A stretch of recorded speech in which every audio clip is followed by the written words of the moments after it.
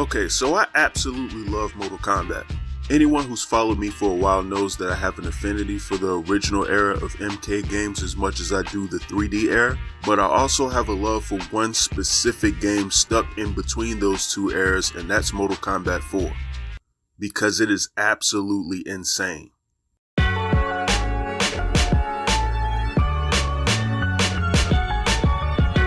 Alright, Mortal Kombat 4 was released in 1997. It made its way to consoles in 98, and this was in the period of overexposure for the Mortal Kombat franchise. Mortal Kombat Special Forces will pretty much cap that period of time off in 2000. Oh boy. I don't think people understand just how much Mortal Kombat was everywhere in the late 90s. But Mortal Kombat 4 kept what was left of that momentum in 98 and was still going strong.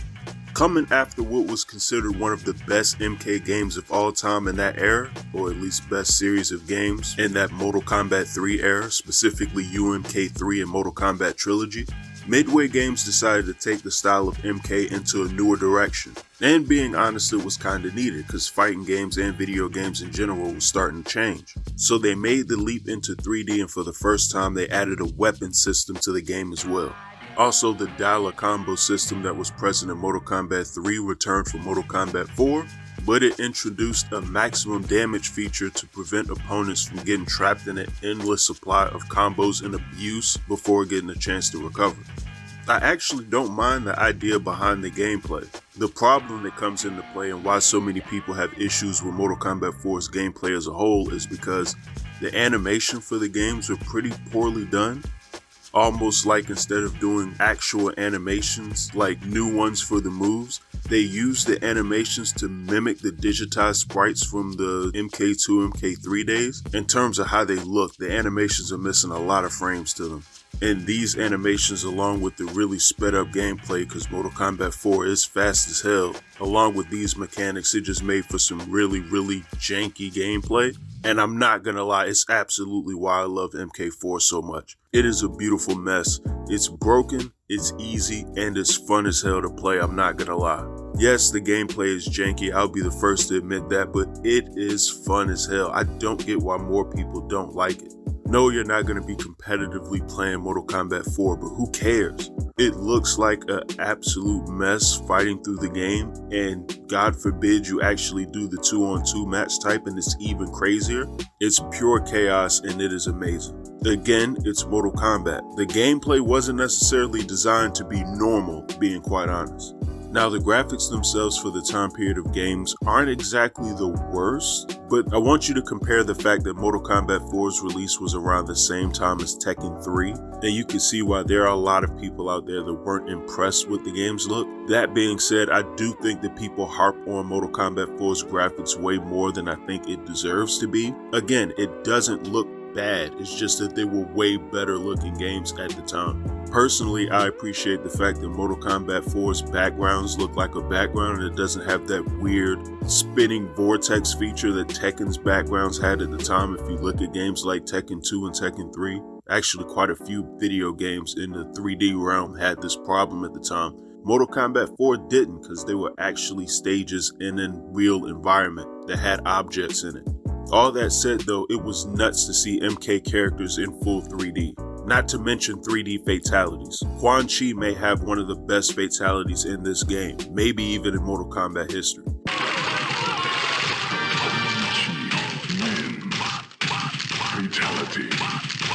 As for the music, I've said this before, but Mortal Kombat 4 may have the most Mortal Kombat sounding soundtrack of all time.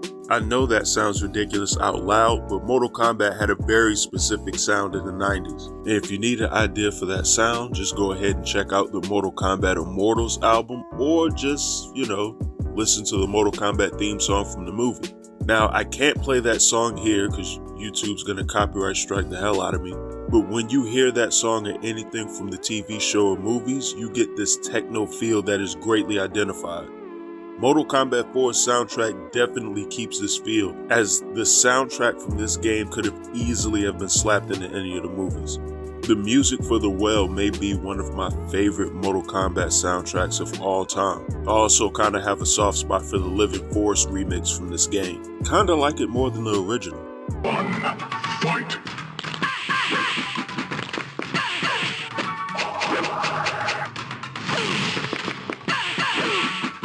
Now, when it comes to its roster, it's pretty much the Mortal Kombat 1 roster with a lot of added new faces is greatly appreciated.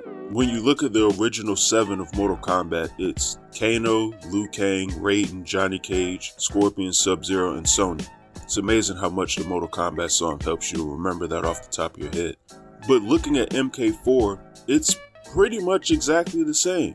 The only difference is instead of having Kano, he's been replaced by Jarek. Jarek straight up has all of Kano's moves and even his fatality. So you have Jarek, Liu Kang, Raiden, Johnny Cage, Scorpion, Sub-Zero, and Sonya. Also the return of Goro and the hidden Noob Saibot, and somebody named Meat, who might be the grossest and weirdest Mortal Kombat character ever. And that's saying something. Add in Reptile and Jax, and in the Dreamcast version they even added in Katana, Baraka, Mileena, Kung Lao, Cyrax, and Sector as an unlockable, known as Mortal Kombat Gold, of course. That roster isn't bad. Then when you add in newcomers like Kai, Fujin, Tanya, Reiko, Quan Chi, and Shinnok, whom all for the most part played very well in the game, at least when balanced off with the other characters that exist, you have a pretty decent roster of Mortal Kombat characters. And characters like Quan Chi and Fujin became kind of fixtures in the Mortal Kombat world going forward, and Shinnok as far as the story is concerned. Speaking of the story, it pertains to the resurrection of the Elder God Shinnok, or the fallen Elder God Shinnok, who is resurrected from the Netherrealm and is trying to send the realms into an age of darkness. Thousands of years ago, in a battle with the fallen Elder God known as Shinnok, I was responsible for the death of an entire civilization. To rid all realms of Shinnok's menace, I waged a war that plunged the Earth into centuries of darkness and banished Shinnok into a place called the Netherrealm. Now, after Shao Kahn's defeat at the hands of Earth's warriors, Shinnok has managed to escape his confines in the Netherrealm. The war is now being fought once again. Only this time, it can be won by mortals. Of course, as usual, he's eventually thwarted by Liu Kang and his allies with Raiden's assistance.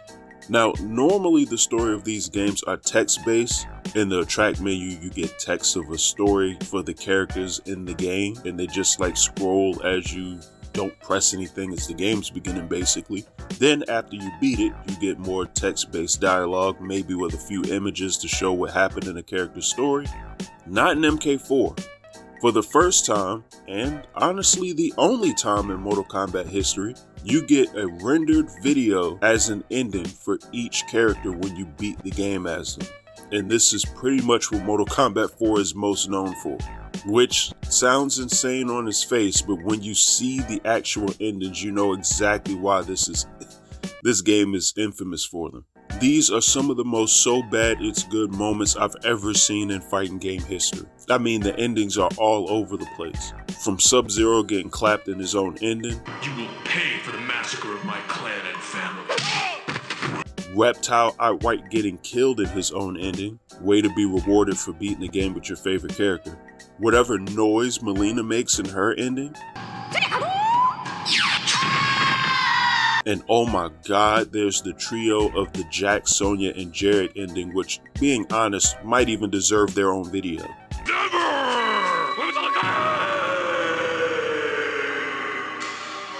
These endings are intentionally and unintentionally hilarious. Was that your attempt at an assassination, Earthman? No, that was a ceremonial strike. But they also have some depth to them too. Scorpion's ending in Mortal Kombat 4 is not only extremely canon to the story, it directly leads into the events of the 3D era of games.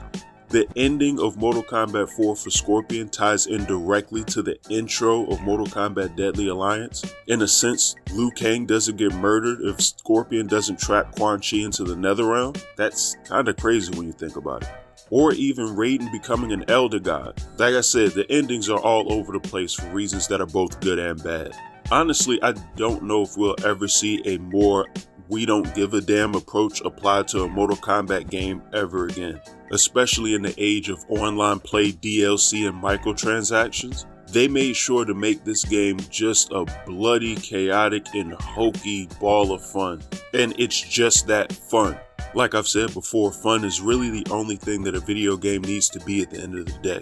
Even if Mortal Kombat 4 is a broken mess. But you can easily see that there was still a lot of fun and care that went into making this single game.